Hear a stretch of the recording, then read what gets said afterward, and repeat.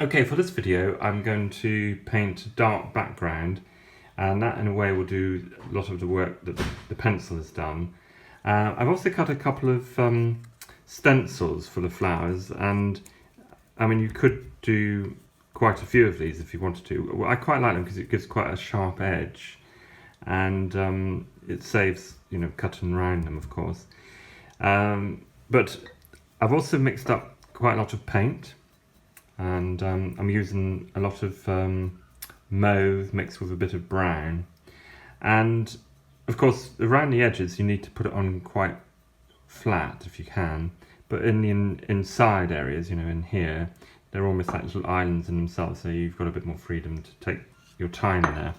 But yeah, just getting started here, just quickly cutting around the shapes I've roughly drawn.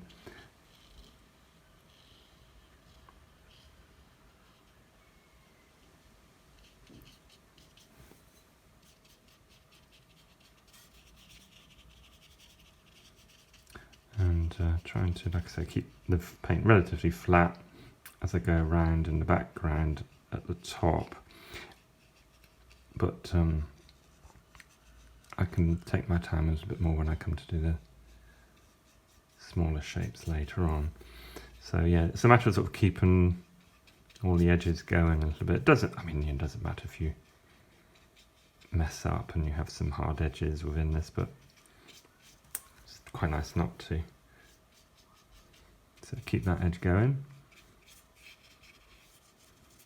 I put some wax on here as well, so that's why I'm getting a bit of resist coming through. So this is the stencil that I cut earlier, so just need to sort of try and keep the paint from going underneath it.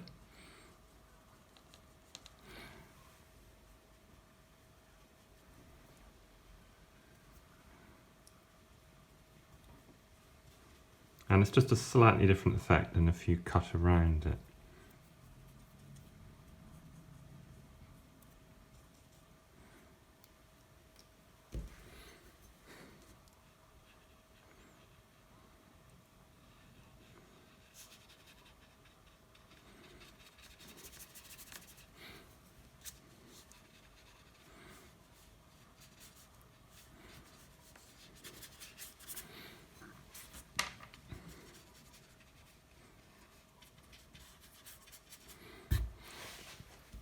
Okay, so quickly coming down the side.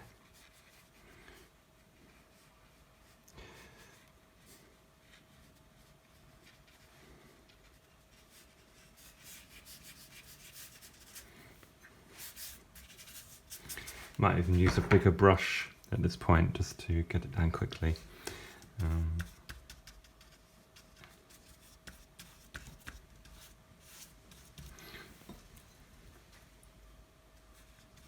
And I cut another stencil here, a leaf shape.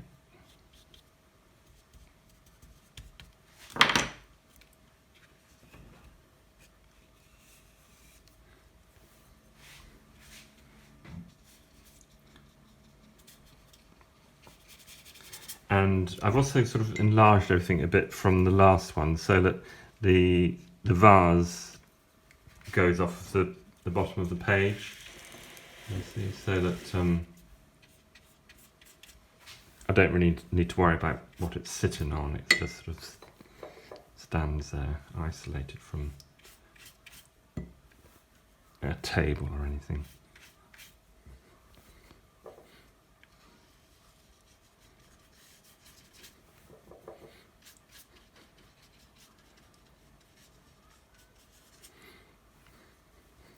Okay, well I'm going to stop there because there's just a little bit more.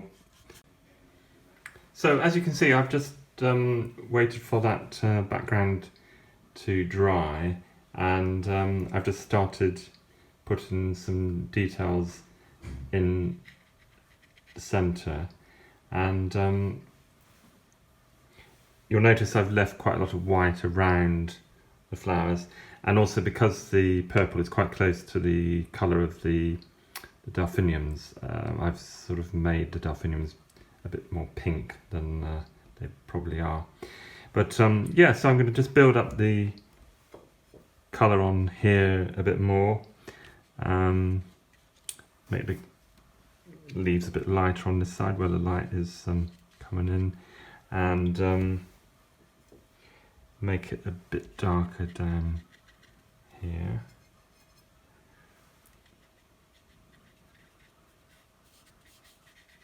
And then, as before, I can start putting in the stems in the vase below.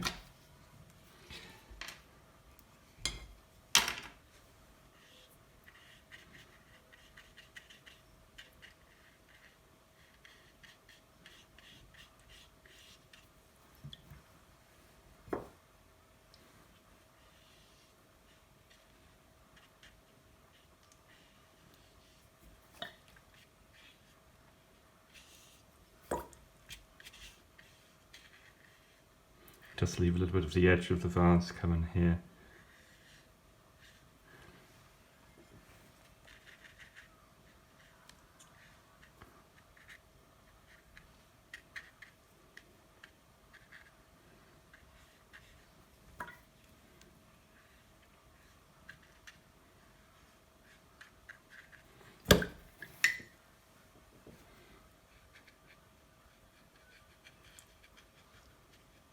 Doesn't matter if some of the paint goes into the background colour either. I think that can often work quite successfully.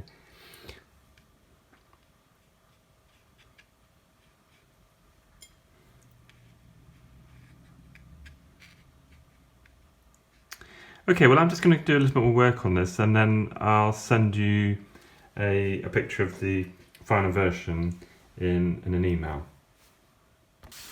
Okay, so I hope those videos were useful, and as I said, they're really just ideas or an inspiration as to an approach you might take with your painting, and they don't have to be applied to a still life. You could equally use the same approach if you were painting a landscape or a picture of a person, for instance. It doesn't really matter.